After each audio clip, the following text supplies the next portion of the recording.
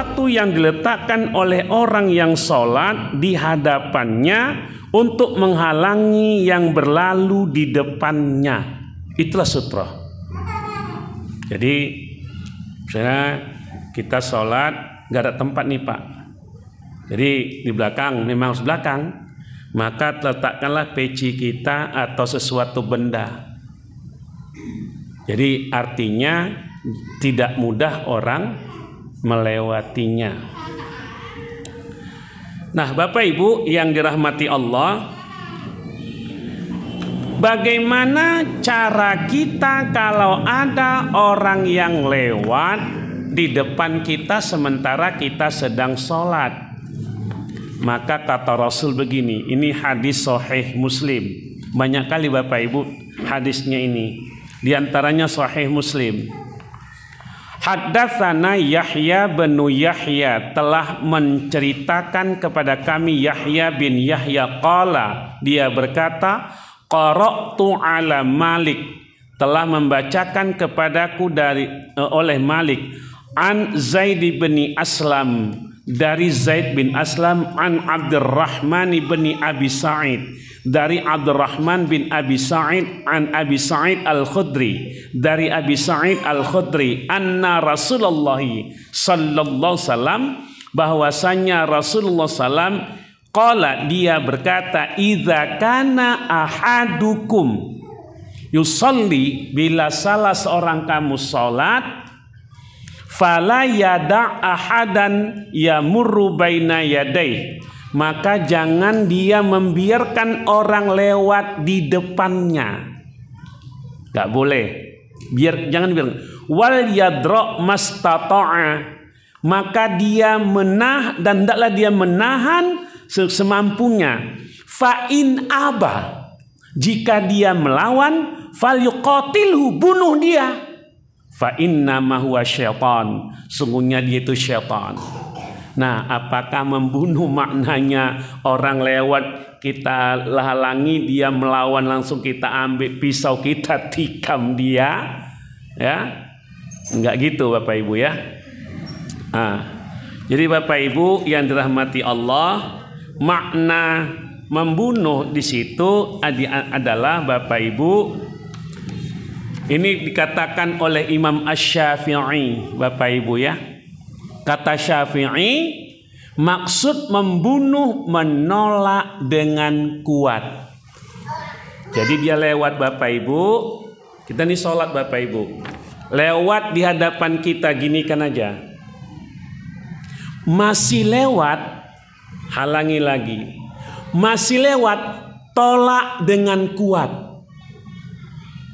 Maka kata Qadhi Iyad, jika dia ditolak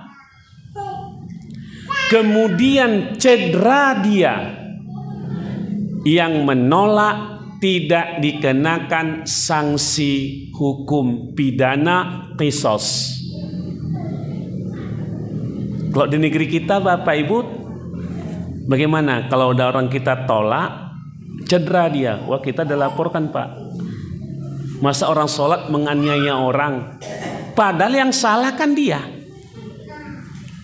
Makanya Bapak Ibu saya mencontohkan, janganlah sholat di sini, Bapak Ibu ya, jangan di sini. Ini tempat orang lewat ini.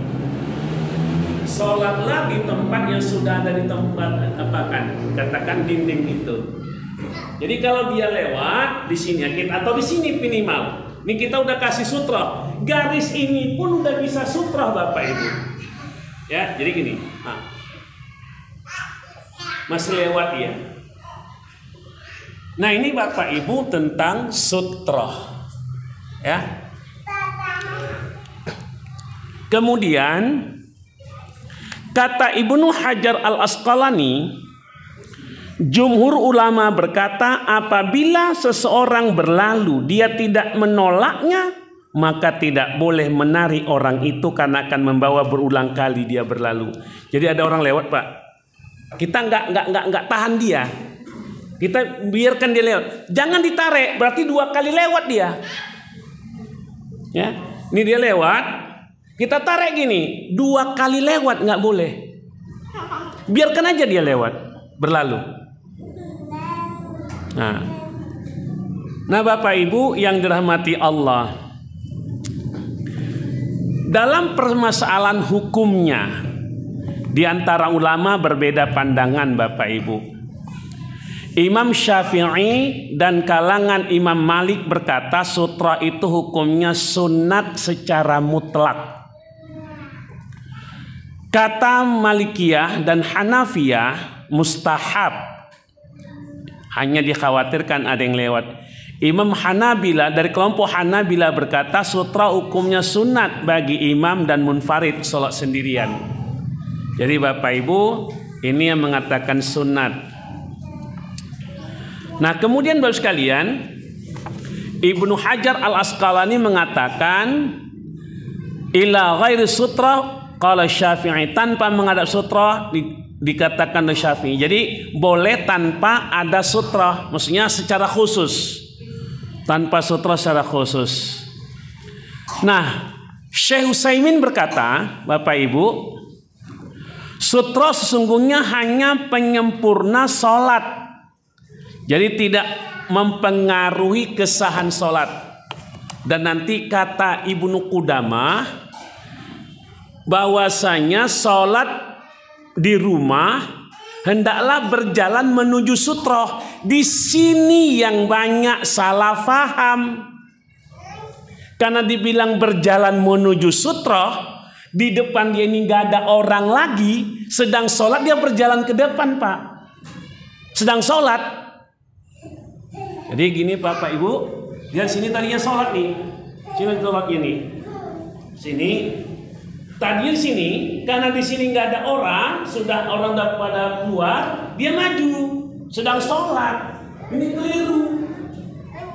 Bukan gini yang dimaksud itu.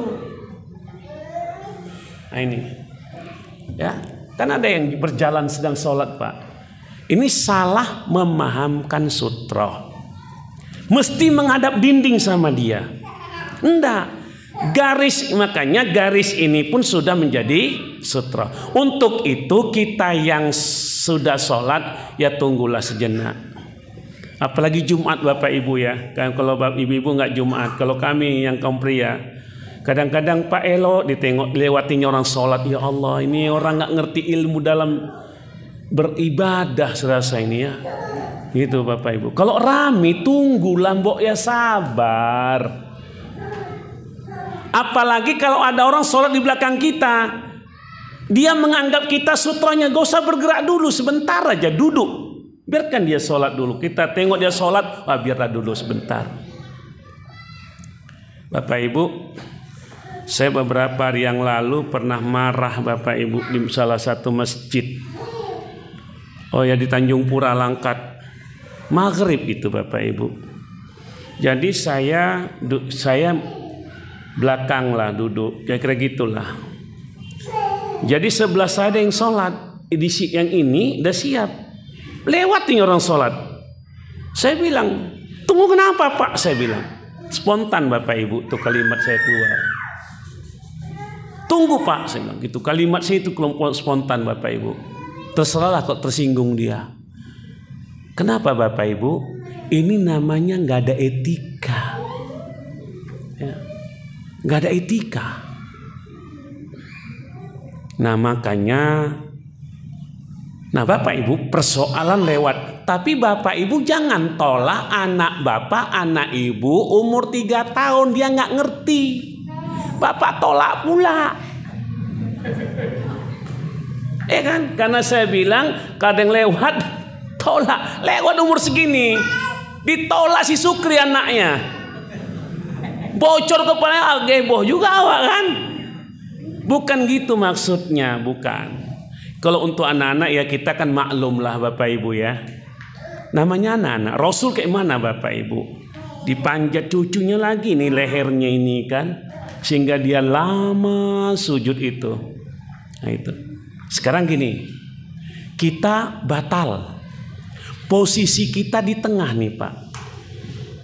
Batal sholat. Mau keluar agak sulit ini Bapak Ibu. Apa upaya kita supaya bisa keluar?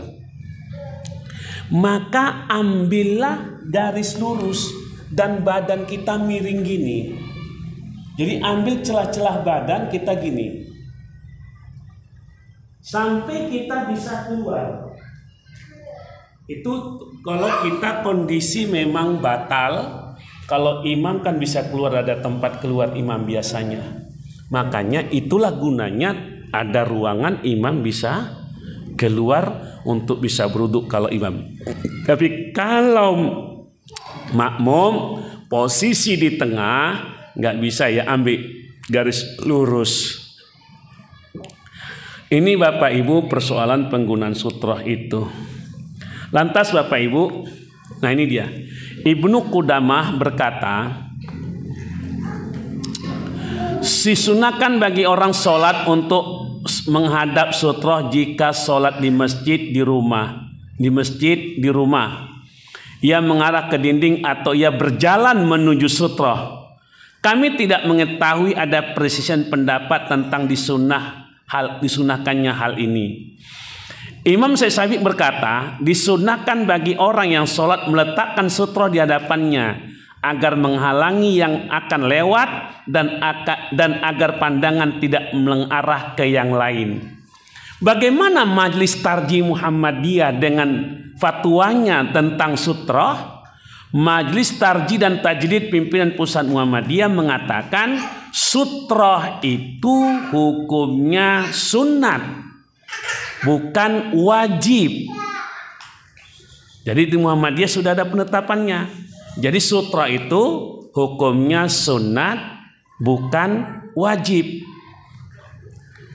Tidak ada di situ kata wajib Bapak Ibu, kecuali yang menyatakan wajib itu hanya Imam Asy-Syaukani. Muhammad Nasir Albani mengatakan, qauluhu, perkataan dia, fi hukmiha yustahabbu lil musalli ay yaj'ala baina yaday sutrah. Perkataannya Muhammad Nasir Albani, sunnah hukum bagi yang sholat di hadapannya ada sutrah.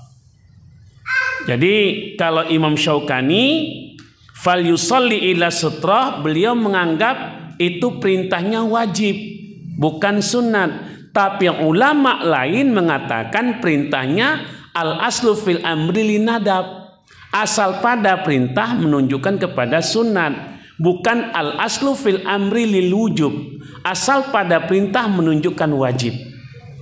Nggak gitu. Nah Bapak Ibu yang dirahmati Allah, untuk ini berhati-hatilah kita dalam pelaksanaan ibadah. Ya, jangan kita nanti kalau sholat sunatnya ya berhati-hati aja lah. Jangan udah sholat kita, saya ingatkan kembali, ya tunggulah orang selesai melaksanakannya, ya kita sabar dulu, bertenang dulu kita sejenak. Kan nggak apa-apa menunggu sebentar aja. Bapak Ibu yang dirahmati Allah, nggak ada yang kita buru-burukan Pak. Apalagi dalam sholat sunat, nggak ada yang kita buru-burukan. Ya, jangan asal lewat-lewat, tengok-tengok. Saya nggak ngosahkan itu Bapak Ibu. Rumah saya sekarang ini Bapak Ibu itu nggak jauh dari masjid, tapi bukan masjid Muhammadiyah. Jangankan untuk sholat sunat kita lewati Bapak Ibu, mereka zikir aja, kalau di belakang saya mereka sedang berzikir bersama, saya belum berani melewatinya. Menjaga etika, duduk aja saya, walaupun saya nggak zikir, ikut zikir orang tuh, walaupun saya udah berzikir, saya diam aja. Udah selesai orang tuh udah bergerak, baru saya bergerak. Kenapa? Terganggu konsentrasi orang gara-gara kita. Silakan paham kita tidak akan paksakan orang tidak akan memaksakan pahamnya kepada kita. Tapi kita menjaga etika di situ Bapak Ibu. Ya. Jadi bertahanlah, terutama Jumat. Saya sekali lagi saya akan Jumat Bapak Ibu. Ini yang sulit kali Pak Ibu. Jumat sulit. Ya. Kadang-kadang bukan hanya itu, saf pun payah. Saf, udah sekali sampaikan, Pak, tolong saf depan isi. Kadang-kadang saya nyinyir Bapak Ibu sebelum naik mimbar tuh. Mohon Pak, saf depan.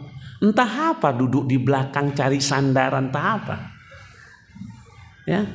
Dan anehnya Bapak Ibu, yang anehnya lagi ini, ya bukan ngejek orang belakang enggak Bu, ya enggak nyindir enggak.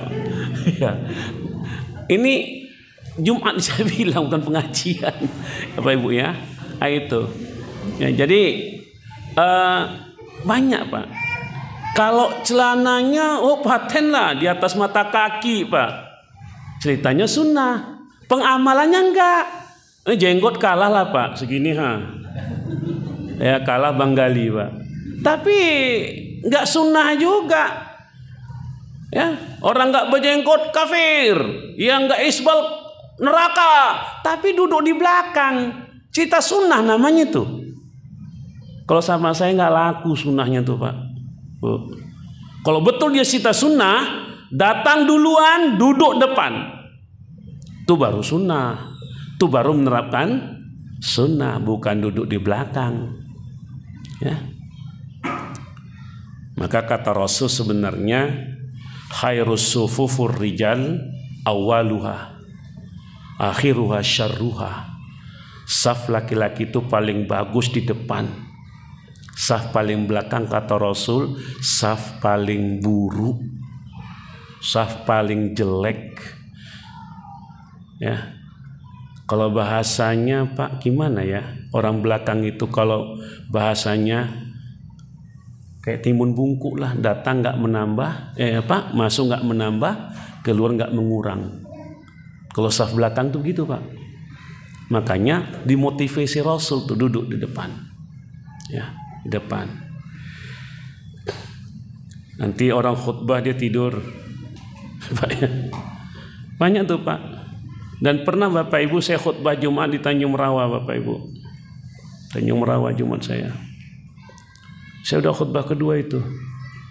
Subhanallah. Di sini Pak. Subhanallah. 3 kali pula subhanallah Pak. Habis Jumat, Bapak kenapa? Tadi udah duduk khutbah kedua, udah datang kawannya, Bapak tadi tidur kawan rupanya, ya kan? Nah itu, Bapak Ibu yang dirahmati Allah. Nah, apa yang bisa kita ambil kesimpulan hadis ini Bapak Ibu? Nanti saya tinggalkan aja lah ya Pak. Saya tinggalkan aja nanti ini. Hadis yang pertama, sholat menghadap sutra. Kedua, meletakkan sutra di hadapan. Dan ketiga, larangan melewati orang yang sholat. Ini kesimpulan kita. Kemudian Bapak Ibu, sekarang ada orang menjual alat sutra sekarang Pak. Ada dijual sekarang Pak. Nggak tahu saya, dari kayu dia buat, memang diukir. Jadi di tiap-tiap masjid sekarang ada. Kalau dia ada yang mau sholat, mencari sutra dan kasih. Nah itu ada masjid mana lupa saya. Itu ada sutra Pak.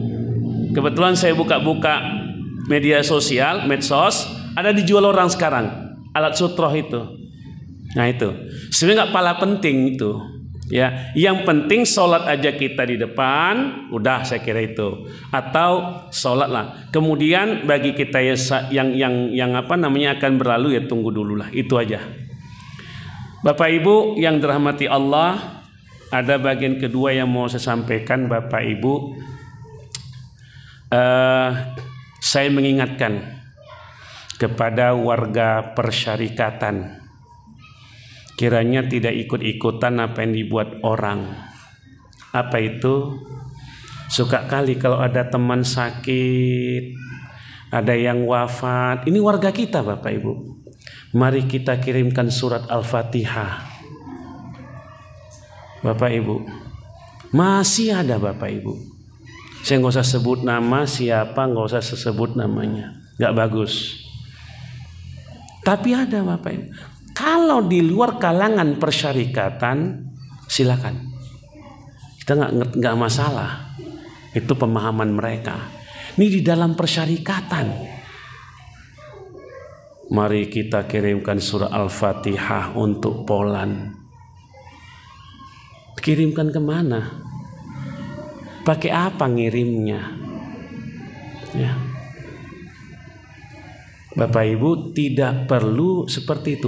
Kalau ada yang sakit, Rasul hanya ajarkan satu, apa? Doa. Adhibil ba'sa rabban nasi ishfi wa anta syafi la shifaa illa shifauka shifaun la yughadiru saqama. Sembuhkan penyakitnya, wahai Rabb manusia. Engkaulah yang mampu menyembuhkannya. Tidak ada yang bisa menyembuhkan penyakit kecuali kesembuhan penyakit datangnya dari Engkau. Susah kali, panjang kali Bapak Ibu. Singkat aja. Ya Allah, sembuhkan dia. Engkau yang pantas menyembuhkannya. Udah gitu aja cukup. Ya, sederhana aja. Jadi bukan ngirim surat Al-Fatihah atau yang macam-macam kepada yang sudah mati. Juga enggak juga. Kalau ada teman yang wafat dia, tak ada kalimat lain. Innalillah wa inna ilaihi raji'un. Udah itu aja. Kayak kemarin kan itu siapa kan? Ustadz Syekh Ali Jabir kan yang wafat tutup usia 44 tahun. Ya. Jauh kali masa umurnya kan. Saya baru 54, dia 44. Masih muda ya. Sekian tahun nih Pak ya. Nah, dia 44, saya 54, 10 tahun Pak lebih kurang. Ya kan? Syekh Ali Jabir. Itu waktu dia gimana? Waktu saya nggak tahu juga. Waktu kita nggak tahu Bapak Ibu ya. Nah itu. Nah, jadi bukan kita kirim Al-Fatihah, tapi kita katakan doakan. Semoga dia di sana diberikan Allah keampunan dan kelapangan, itu aja. Nggak perlu kirim-kirim Al-Fatihah. Kadang tak dari mana dapat ini, ngerti saya Bapak Ibu. Ikut-ikutan media sosial ya. Nah itu Bapak Ibu. Saya pernah buat kayak gitu di grup. Kirim kemana? Saya bilang. Malah ada yang marah Bapak Ibu saya. Ya. Malah ada yang marah. Saya kan bicarakan di warga saya, bukan di luar warga kita. Ada yang bilang gini lagi Bapak Ibu, kalimatnya, Ustadz jangan terlalu kaku kalilah. Ada yang gitu Pak. Ini bukan masalah kaku, tapi katanya nanti kalau ada orang nggak cocok dengan tarji dimarahi. Kira-kira maksudnya. Baik Bapak Ibu, saya kira ini dulu. Tapi nggak apa-apa, kalau ada yang masih panjang waktu kita ini, kalau ada pertanyaan kita jauh ya Pak. Dalam silakan. Ini kan masalah sutra. Iya. Apabila memang seorang yang sudah sedang melaksanakan sholat, iya. Ada memang kadang dia meletakkan sutranya berupa tasbih depan. Iya. Ada juga yang berupa tahapan lain. Iya. Apakah dengan adanya dengan sutra kita diizinkan untuk lewat di luar sutra itu? Iya boleh.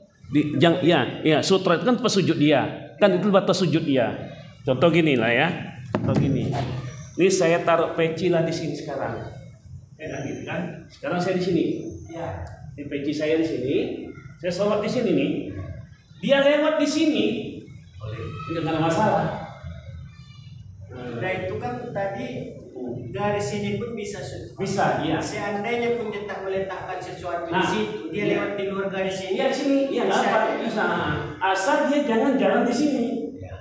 Nah, tapi kalau dia jalan di sini, dia mau keluar, bisa, nggak apa-apa. Itu boleh. Di luar itu ya, di luar itu. Maka jangan di garis ini, maka jangan sini dia. Kalau di luar kita nggak kena hukum. Enggak. Memang ada hadis nanti gini, lebih baik kamu berdiri selama 40 hari. Ya, tapi hadisnya dhaif itu. Enggak sahih hadisnya. Nah itu kira-kira. Ya, itu bisa. Itu bisa. Di luar tempat dia tadi itu kan bisa. Baik dihindari. Enggak mesti dihindari. Memang kita kan enggak di tempat sujud dia kita jalan. Kecuali kita jalan tempat sujud dia, itu yang dilarang. Sini nih, kira-kira gitu. Ya di luar itu, oke. Iya, nggak apa-apa. Saya pernah sholat di salah satu masjid. Iya. Kan tempat imam bukan seperti tempat kita. Iya. Agak lebar ke depan. Iya. Pas mau sholat itu, seorang imam itu dia mengambil entah lampu yang dicas itu lah ya, dia meletakkannya di depan, maksudnya mungkin untuk sutroh lah itu. Ya posisi dia imam ini. Imam. Gimana pendapat Ustaz dengan kelakuan ini? Gimana Ustaz? Saya gimana? Ada kita saya sholat di sebuah Masjid, iya sholat. Kebetulan tempat imamnya ini agak luas ke sana. Ke dalam, ya. Enggak, ini kan misalnya 1 meter aja. Iya. Ini ada yang 3 meter. Iya. 3 meter. Pas waktu itu seorang imam itu ngambil benda berupa lampu dijadikan di depannya, mungkin itu sutroh lah itu. Oh gitu, di depannya nyetarnya sutroh gitu. Ini posisi berjamaah ini dia. Berjamaah iyalah. Imam ini. Iyalah. Apakah memang perlu kita membuat sutroh seperti itu dengan jarak misalnya ke situ? Nggak perlu sebetulnya. Lagian siapa yang mau lewat depan imam? Nggak ada kan? Ada saya pernah jumpa. Iya, memang iya. Emang di sini pun ada. Di sini jelaskan, baik sholat sendiri di rumah atau di masjid, di depan imam, tetap ada sutroh. Untuk apa lagi? Dia kan nggak tempat lewat kan gitu kan. Jadi kalau imam nggak perlu sebenarnya. Makanya ada di satu masjid ditaruhnya meja di situ untuk sutroh. Saya bilang siapa yang lewat di sini? Saya bilang kan gitu kan? Nah gitu dia Pak ya. Oke. Lagi Pak Ibu masalah sutroh atau yang lainnya? Oke. Kalau tidak ada Bapak Ibu kita padakan karena beberapa menit lagi makan masuk waktu Isya. Mohon maaf atas segala kekurangan, mohon ampun kepada Allah jika salah janggal. Akhirul kalam, nasru minallah wa qarib. Assalamualaikum warahmatullahi wabarakatuh.